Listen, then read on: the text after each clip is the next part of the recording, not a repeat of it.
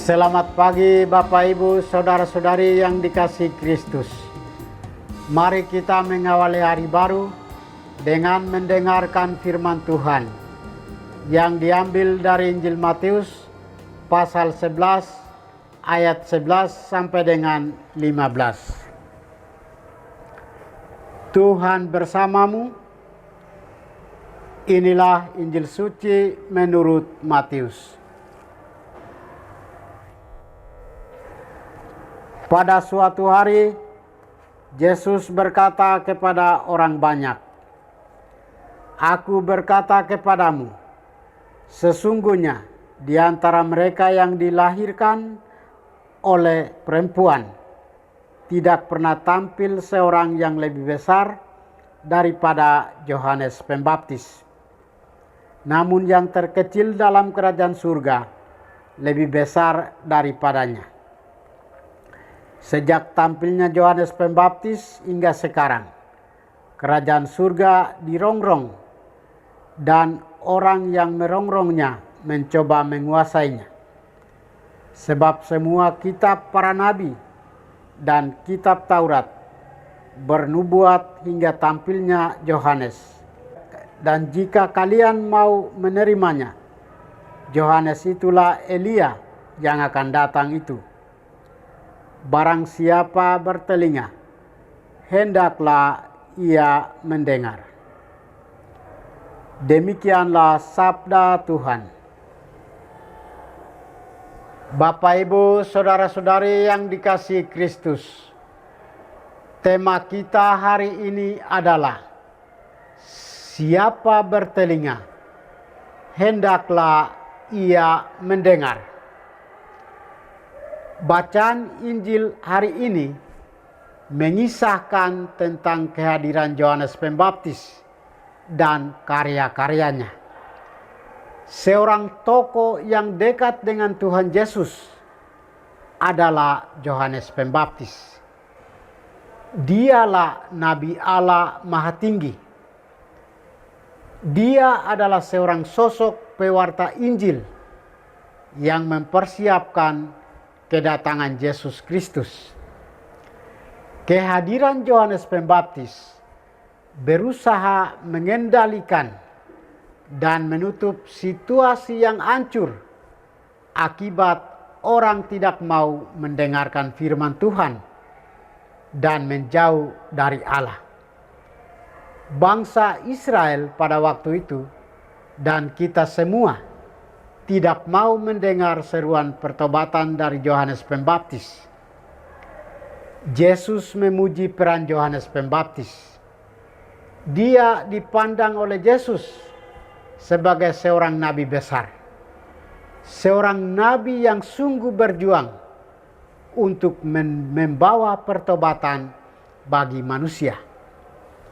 Walaupun seorang nabi besar, Yohanes adalah seorang yang sangat sederhana. Dia tampil di padang gurun dengan pakaian hanya dari kulit binatang dan makanannya madu hutan. Dia tidak berada dalam kemewahan duniawi. Terlihat jelas bahwa Yesus sendiri sangat merindukan seorang nabi seperti Yohanes Pembaptis yang gagah berani dan dengan setia hendak mempersiapkan kedatangan Tuhan.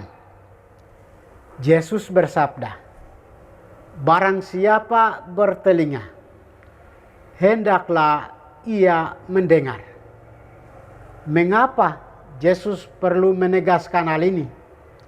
Bukankah telinga memang dipakai untuk mendengar?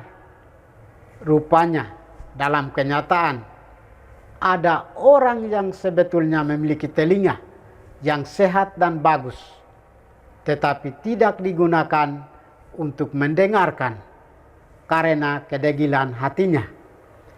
Ada yang memiliki potensi atau bakat, namun tidak dimanfaatkan sesuai fungsinya, sehingga menjadi sia-sia. Kadang kita merasa seakan menjadi orang terasing karena pelbagai kesulitan yang kita hadapi. kita merasa seakan menjadi orang terbuang karena persoalan yang kita hadapi. Akibatnya, kita semakin tidak percaya diri.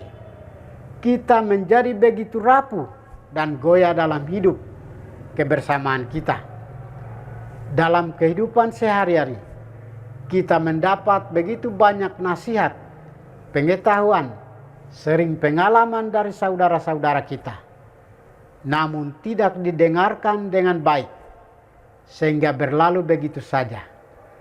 Maka Yesus mengingatkan kita dengan berkata, siapa bertelinga, hendaklah ia mendengar. Semoga kita memanfaatkan indera pendengaran yang diberikan Tuhan kepada kita sesuai dengan fungsinya. Semoga kita mampu mendengar dan melaksanakan sabda Tuhan dalam hidup kita. Tuhan memberkati kita. Marilah kita berdoa. Tuhan, pagi ini kembali kami naikkan syukur dan permohonan. Terima kasih sudah menjaga kami saat kami tidur maupun bangun. Terima kasih untuk udara sejuk dan segar pagi ini. Bukalah mata hati kami.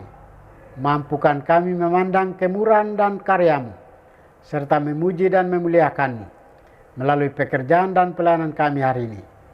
Bimbinglah kami selalu untuk menyadari kesalahan kami dan bertobat, sehingga kami sungguh rendah hati, mau membuka hati dan siap menerima rahmat-Mu yang tinggal dalam hati kami.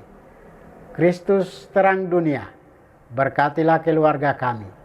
Jadikanlah kami alat kasih-Mu, dan pantaskanlah kami menjadi hamba-Mu yang setia. Demi Kristus Tuhan dan pengantara kami. Tuhan bersamamu. Semoga kita sekalian, orang-orang yang kita kasih dan doakan, seluruh aktivitas kita hari ini dilindungi, dibimbing, dan diberkati oleh berkat Allah yang Maha Kuasa. Dalam nama Bapa dan Putra dan Roh Kudus. Amin.